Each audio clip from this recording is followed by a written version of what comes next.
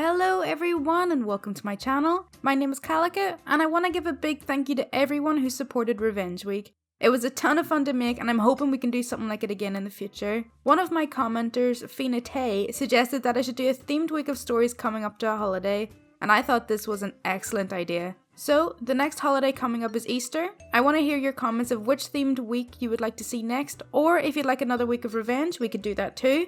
I'll use your comments to make a poll closer to the time, so please leave me a comment below of which videos you'd like to see for a whole week. But for now, we're diving into some malicious compliance. Our first story comes from our very own mercenary chef, so thank you so much for submitting this. Another fantastic video, Kalika. Today I have a story to share with you and the rest of the subscribers. It's a bit long, but I felt like sharing today. So I used to work at a restaurant, bar, arcade. It was a fun job and I got seriously discounted game cards so I could enjoy my time off. But there was one front of house manager who was a complete and utter douche. Don't want to get into too many details, but one of the things he regularly did that redlined my douche-o-meter was that he would order special foods for his lunch and dinner while we were in the middle of a rush. Now, I don't mean he would order something off of the menu with a couple of weird modifications. No, this guy would full on expect us to drop whatever we were doing and make it something special and original. Complaints never got us anywhere, because he had friends in the corporate leadership and was practically untouchable on a professional level. One day he wanted a macaroni and cheese, something that we had, but he wanted a buttload of extra ingredients, none of which were prepared ahead of time, and he wanted it super effing spicy.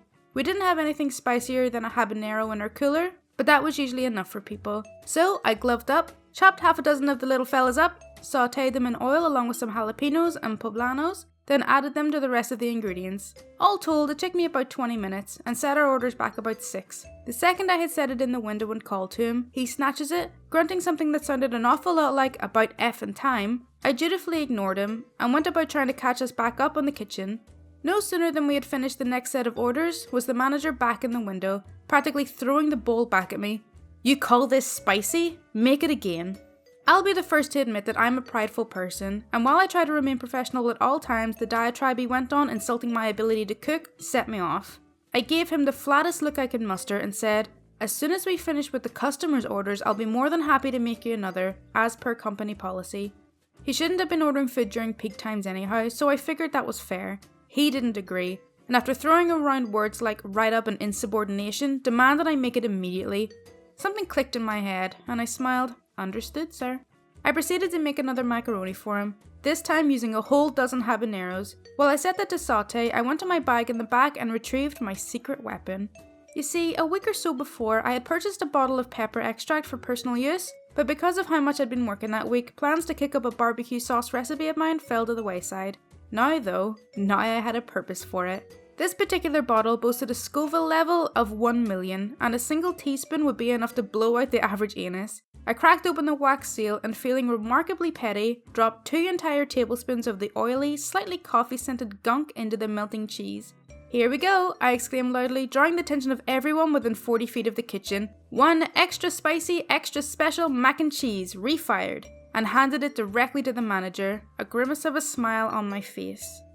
Now, I said I was prideful, and I do take pride in my ability to make fantastic food.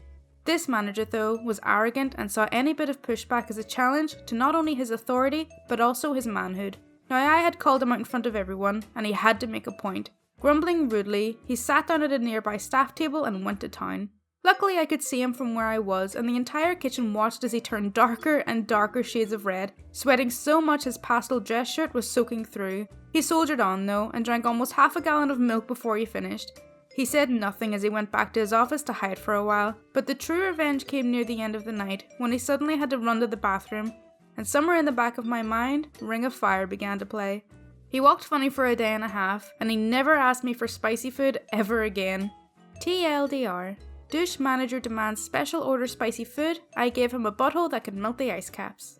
I loved reading that story, thank you so much for submitting it. And I'm curious to know what your relationship with the manager is like now, or do you just avoid each other completely? "You want my insulin pump? You got it." Excuse any errors, it's my first time posting. I'm a type 1 diabetic and I have an insulin pump. When I was in 6th grade, my pump was wired, i.e. it had a tube that went from the pump, which looked a bit like a cell phone to me.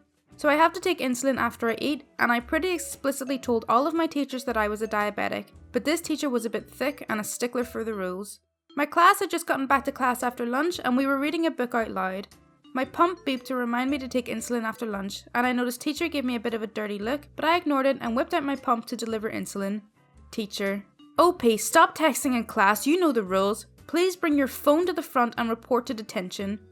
My middle school had a very strict no cell phones policy. I was about to protest, but realised this would be an excellent opportunity for some malicious compliance. So, with a smug grin on my face, I walked up to the teacher with my pump in my hand, and it's still literally attached to me. I hand her my pump. What's this cord? Why do you have a chain for your cell phone? I'm a diabetic, and this is my insulin pump. At this point her face goes sheet white, and I unclip the pump from my body, a bit of a manoeuvre because it was on my arm and slightly difficult to reach, and I walk out of the class before she can say anything and go directly to detention. When I arrive, I tell the detention officer I was sent for using electronics in class. Before I even finish, a student from my class walks in and says that I can come back to class, and the teacher apologises profusely and never messes with me for beeping or using any device. This is the second story that I've read on this channel so far about a teacher having a problem with a diabetic kid. I wonder if this is a super common thing. Sorry, I can't break the law. I spent many years working in restaurants and bars. In that time, I made it my mission to do whatever I can to ensure nice people have the best time possible. I also developed the skills to put bad people in their place without doing anything but following the rules. This is one of my favourite examples. For a little backstory, in the US, each state has their own laws concerning alcohol service. The state I worked in at the time was very hard on servers who'd been found to have negligently overserved guests. The state was very diligent about educating us on the visible signs of intoxication so that we can ensure people got wasted responsibly. Now, onto the story. It's a busy Saturday night, our brew pub is full and there's a considerable wait for tables. I'm doing double duty as both a server and manager, which is standard there, and I get sat a new table with 4 middle-aged dudes. They're all dressed like bikers, which in that part of the country means they're well-off accountants and dentists playing tough guy for the weekend before they go back to their normal suburban hell. I'd like to say I don't stereotype, but that would be a lie. There is almost always one guy in a group like this that takes it too far, and this was no exception. I walk up to the table to greet them, and before I can even tell them the beer specials, one of them makes a comment about my tits. He even used that word. Gross. I'm startled, and just look at him, point and say, no, like I'd yell at my dog. The other 3 guys look at him and 2 sort of giggle while one looks embarrassed. I figured that should be it. He tested my boundaries and found out I'm not putting up with his crap. Nope. As I'm attempting to take their beer order, the guy doubles down and uses the same word in talking about me again.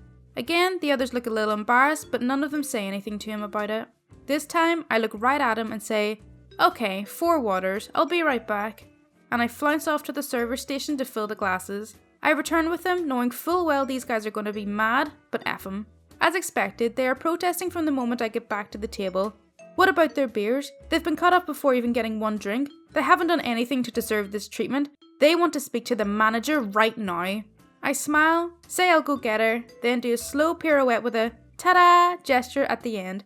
Hi, my name is OP, I'm the manager. I hear you guys have a problem? They start to protest again, and I'm over it.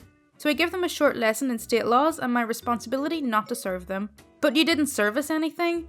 I'm sorry, even if I haven't served you personally, you're already visibly intoxicated, and the laws of the state of blank forbid me from serving you any more tonight. No, we haven't been drinking, how could you think that?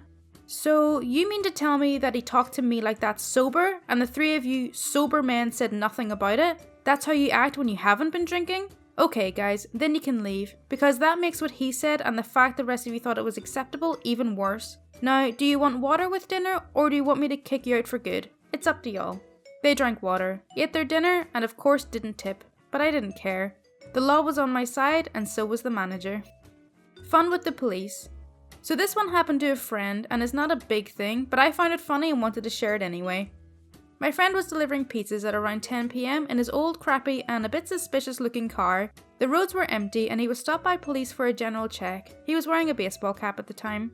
After he was asked to step out of the vehicle, the officer wanted to see his eyes better, probably to check the pupils for drugs, and asked him to turn your cap by 360 degrees.